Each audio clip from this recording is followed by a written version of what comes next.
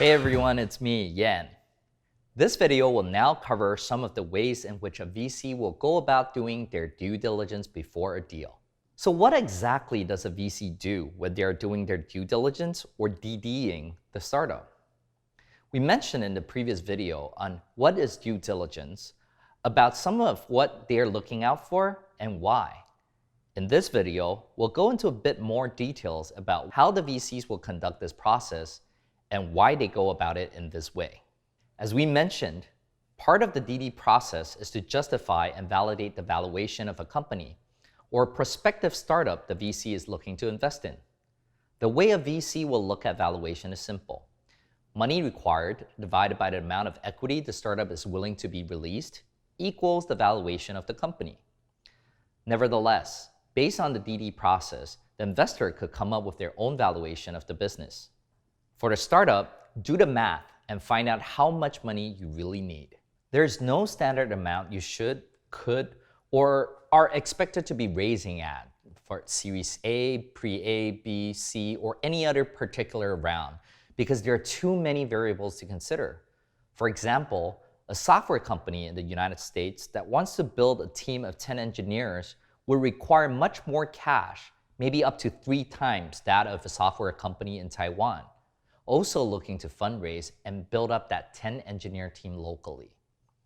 Furthermore, a Series A company in the software industry and one in the healthcare industry are also very different because software can materialize much faster than healthcare, which may take a long time.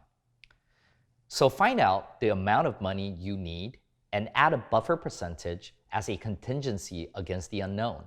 For example, the pandemic hitting. Typically, this could be 20 to 50%, and understanding the foundation of your business, beginning with the math before you even begin the fundraising process. The importance of this relates to how the investors will analyze your spending plans or patterns, which they will attempt to uncover during the due diligence process.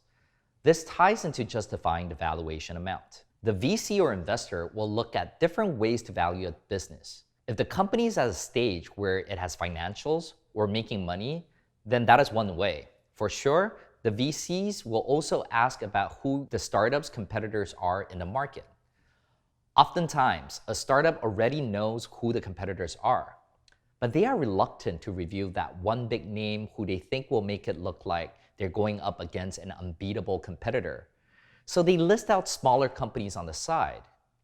One way or another, you will need to address this, so there's no point in shying away from it. Further, the VCs ask these questions because they're not only trying to figure out the competitor, but also the comparables. It is easier to understand something, even new innovative concepts, by using a reference. Therefore, instead of sometimes trying to reinvent the wheel and using new terms and concepts, let the investors know clearly what your business is and how it may compare with what is already out there in the market. It allows the investors to size up the opportunity in front of them much quicker.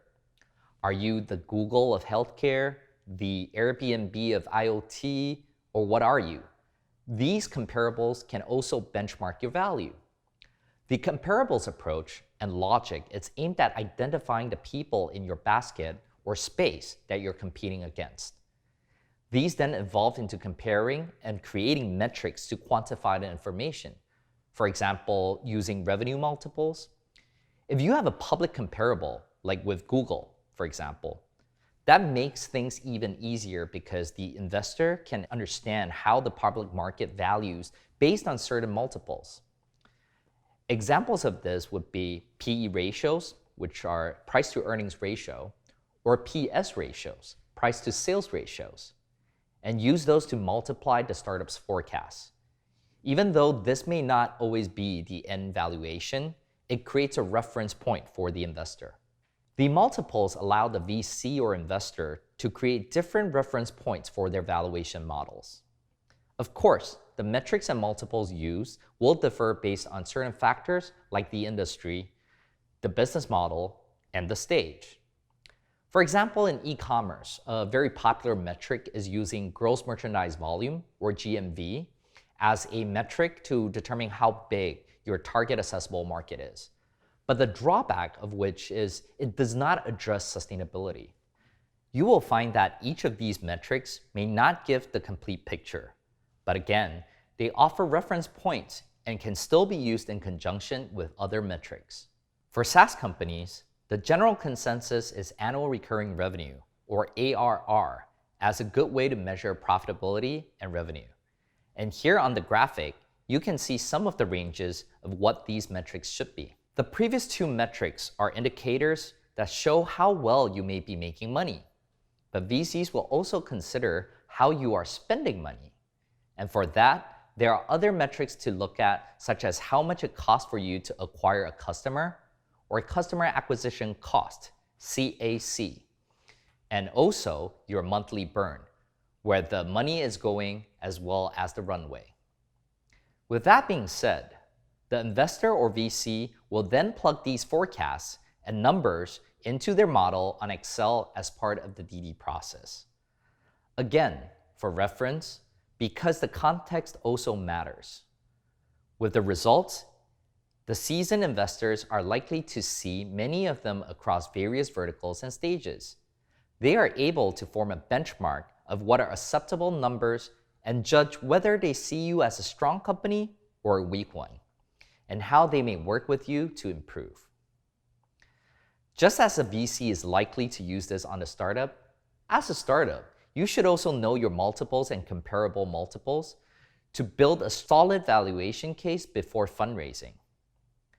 Take a look at these commonly applied metrics. Some may be applicable for your business, others won't.